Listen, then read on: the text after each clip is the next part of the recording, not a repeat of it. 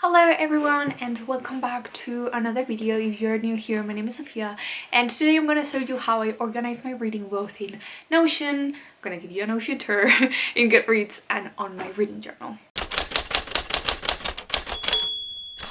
I do think I'm the most messy, organized reader, if it makes sense. I organize my reading, but then I'm super messy when it comes to it, but I always try to keep track of it, and I've tried different things throughout the years that haven't worked, and I think I finally found what did work. A few weeks ago I posted on Instagram my story saying how much I hated Notion and I didn't know how to use it, and it was so complicated, and you all give me so many tips, and now I'm obsessed. 2-3 weeks later, I cannot live with it. I use it for every single thing in my life, not only reading. If you don't know what Notion is, it's this website, app, etc. that lets you create what I call a digital bullet journal. It's like a website that you can change however you want, so you can do your to-do list and the things you want to organize on it. It's basically a big bullet journal. That being said, this is not gonna be a how to use Notion, because there's a lot of videos out there that I will link down below that I watched for me to help me understand Notion. So this is just gonna be like a tour on how I use it and how I have it organized, basically. Without further ado, let's go straight into how I organize my reading. So I'm gonna show you my Notion. This is my main page. This is my life dashboard. It's like my menu for Notion, and you can see a bit of the vibe I went for. These pictures are a collage that I made myself with, you know, things I love. My computer has the same stickers on it, so I just wanted to make everything a bit, you know, everything looks nice. Then I have a song that I play sometimes. I cannot play it for copyright, but it's this one right here. And this is basically the menu, all the pages that I use, my bookshelf, my post schedule, my expenses, my wish list, my university stuff, etc. I have a few gadgets. For gadgets, I use these page right here. It's really easy. You just make an account and you can create your own countdowns and links like these, where I created just a little gadget with all the links that I use the most. Then I have a few photos that work for me. I guess this is a conversation I had with Visma. And then a little countdown for my birthday, which is in 5 days, 1st of November. Then I have a little to-do list. Next week, my schedule. So these are toggle lists. If you open, it shows you what I have to do every day. This is an easy way to put your schedule in there. And then I have my weekly planner, where I write all the things I have to do in the week. And if it's maybe for next week and stuff, I'll just put it in here, in my no column.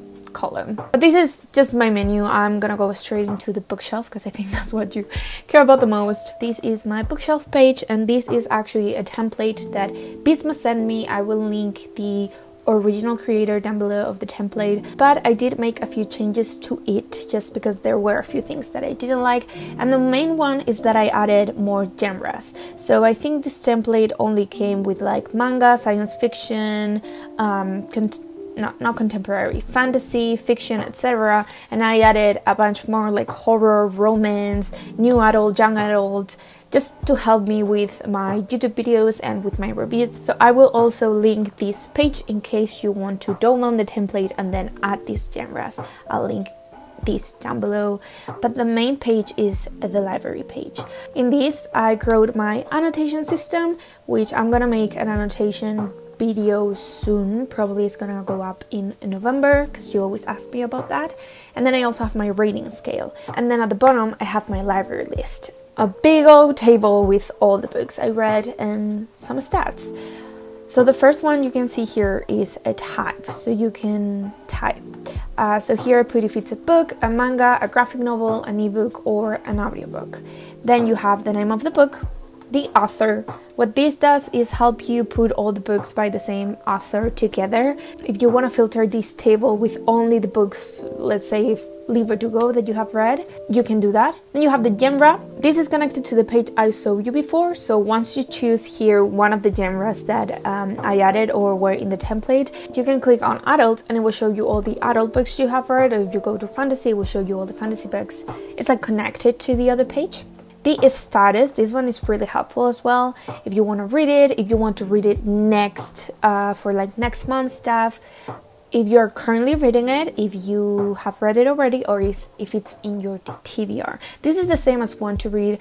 I don't use this too much. Well, next to read, yes, but I just put TBR in most of the books that I want to read. And you have the pages, total pages. This is just to see how many pages I've read in total in 2021, for example. Your rating, 1, 2, 3, 4 star. The heart means it's your favorite book. When you started and when you ended the book. And then the year you have read it, 2021, which this is connected to another page that will show you all the books from 2021.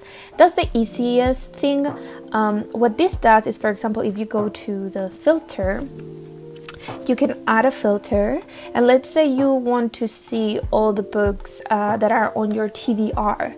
So you will go to the filter you want to use. In this case, because I want to do TBR, I'll go to status and is on TBR. So once you put this, it will show you all the books that you have marked as TBR, and this can work for a bunch of other things. Let's say author, you want to contain, you want to see all the visual books that you have in your TBR or you have read. So these are the basics. Let me show you how I add another new book, because there's a few more functions that you can use. So let's say we want Six of Crows to be in our list. Full title, I don't use this one, for example. The author is Leigh Bardugo. I already created it, but if it weren't there, you just write Leigh Bardugo and you create a new one here, right here. But I already have it on my database. Type, it is a book, because I have it as a physical book, let's say. Genre, so you will go and write fantasy, you click on it, and it's also a young adult. You just go young adult, easy. You can also add a cover. I don't use these, but you could do it if you want to. A status, let's say we are currently reading it. This is because I want to show you something later. Total pages, let's say it has 100 pages. It has 600. And then you have this option currently on where you can write like 50.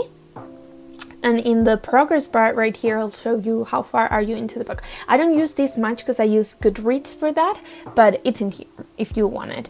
Then the start and date, let's say I started it today. My rating, not yet. And then year read, 2021. Then you have a notes and quotes. So if you want to take notes or any quotes from the book, you can create a page. So let's say Six of Crows. Create a new page, Six of Crows. So if you open it, you can here write all your notes. This is amazing. Six of Crows. So it just shows up in there. Let's go back to bookshelf. If you remember that note page that we have created, you can go to notes and quotes, and you will have all of them here. You see Six of Crows? I just created it, and if you click it, this is amazing. It just kind of linked everything together, so this is like really well done template. That being said, this is like my dashboard, so I also have my October TBR where I just cross whatever book I have already read.